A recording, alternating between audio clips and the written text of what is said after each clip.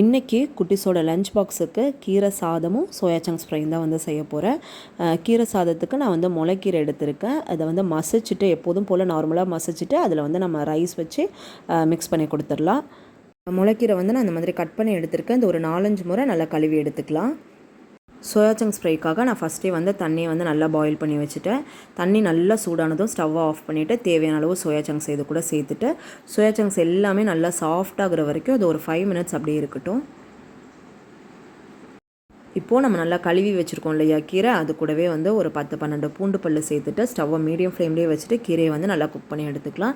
கீரையோட colour வந்து ரொம்ப change ஆகக்கூடாது, ஆனால் வந்து கீரை வந்து நல்லா குக் ஆகிருக்கணும். தண்ணி எதுவும் சேர்க்க வேண்டாம், அதுவே வந்து தண்ணி விட்டு வரும். தேவைப்பட்டது தண்ணி ட்ரையாக இருக்குது கீரை அப்படின்னா நம்ம வந்து கொஞ்சமாக தண்ணி சேர்த்து கூட நம்ம வந்து வேக வச்சுக்கலாம். இப்போ கீரை வந்து நல்லா குக் ஆகிடுச்சு. ரொம்ப ஓவர் குக் பண்ணாமல் கீரை வெந்தோடனே நம்ம வந்து ஸ்டவ்வை ஆஃப் பண்ணிடலாம். நம்ம எப்போதும் கீரை மசிக்கும் போது ஸ்டவ்வை ஆஃப் பண்ணிவிட்டு அந்த கீரை சூடோடு இருக்கும்போதே நம்ம என்ன பண்ணுவோம்னா ஒரு மத்து இல்லை ஒரு கனமான கரண்டி வச்சு கீரையை வந்து நல்லா மசித்து எடுத்துப்போம். அந்த மாதிரி நம்ம மற்ற கரண்டிலாம் வச்சு மசிக்கும் போது எல்லா கீரையும் வந்து சாஃப்டாக வந்து மசிகிறதில்ல. ஸோ நான் எப்போதுமே வந்து ஈஸியாக இருக்கும் அப்படிங்கிறதுக்காக மிக்ஸி ஜாரில் போட்டு நான் பல்ஸ் மோட்டில் வச்சு கீரையை வந்து நான் வந்து கிரைண்ட் பண்ணி எடுத்துப்பேன். அது வந்து எப்படி நம்ம மசிச்சா நமக்கு வந்து எந்த கன்சிஸ்டன்சிக்கு கிடைக்குமோ அதே மாதிரி கன்சிஸ்டன்சியில் அதே டேஸ்ட்டுக்கு கிடைக்கும். ரொம்ப ஃபைனாக அரைச்சிடாமல் பல்ஸில் வச்சு நம்ம வந்து அரைச்சி எடுத்துக்கணும். அது எப்படி பண்ணுறதுன்னு பார்க்கலாம். மிக்ஸி ஜாரில் வந்து கிரைண்ட் பண்ணோம் அப்படின்னா கீரையை வந்து வேக வச்சதும் கம்ப்ளீட்டாக வந்து ஆற வச்சிடணும். இது இப்போ நல்லா ஆறட்டும். இப்போது சோயா சங்க்ஸ் எல்லாம் நல்லா வந்து சாஃப்ட் ஆகிடுச்சு. இதை வந்து நான் தண்ணியை வடிச்சிட்டு எடுத்து வச்சுருக்கேன். இப்போ இதில் மீதம் இருக்கிற தண்ணியையும் நம்ம இந்த மாதிரி நல்லா வந்து புளிஞ்சு எடுத்து வச்சுக்கலாம். ஏன்னா குக் பண்ணும்போது நம்ம ஃப்ரை பண்ணும்போது சோயா சங்க்ஸ்லேருந்து நிறைய தண்ணி விடும். ஸோ இந்த மாதிரி நம்ம வந்து பிழிஞ்சு எடுத்து வச்சுக்கலாம். இப்போ இது கூட ஒரு 1.5 ஸ்பூன் இஞ்சி பூண்டு பேஸ்ட்டை,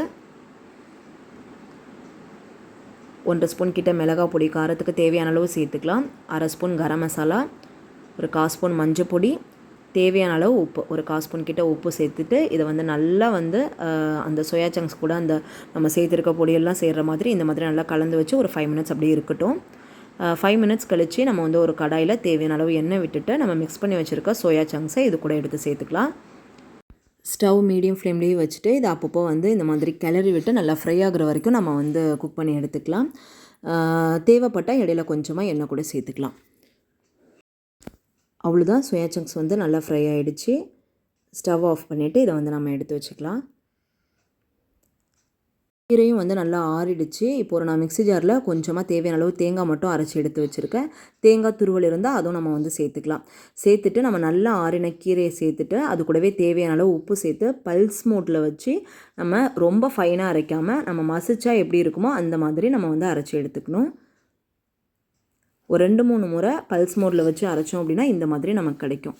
டேஸ்ட்டும் வந்து ரொம்ப நல்லாயிருக்கும். கையால் மசிச்சா எப்படி இருக்குமோ அதே மாதிரி டேஸ்ட் நமக்கு கிடைக்கும்.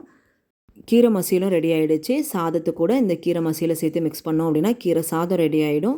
கீரை ரொம்ப திக்காக இருந்தது அப்படின்னா கொஞ்சமாக தண்ணி சேர்த்து நம்ம மிக்ஸ் பண்ணிக்கலாம். அவ்வளோதான், கீரை சாதம், சோயா சங்க்ஸ் ஃப்ரை, அப்புறம் வந்து ஸ்நாக்ஸுக்கு வெள்ளரிக்காய். இந்த லஞ்ச் பாக்ஸ் ரெசிபி நீங்களும் ட்ரை பண்ணி பாருங்கள். இந்த வீடியோ பற்றின ஏதாவது டவுட்ஸ் இருந்தால் கமெண்ட்டில் கேளுங்க. தேங்க்யூ ஃபார் வாட்சிங். Have a nice day.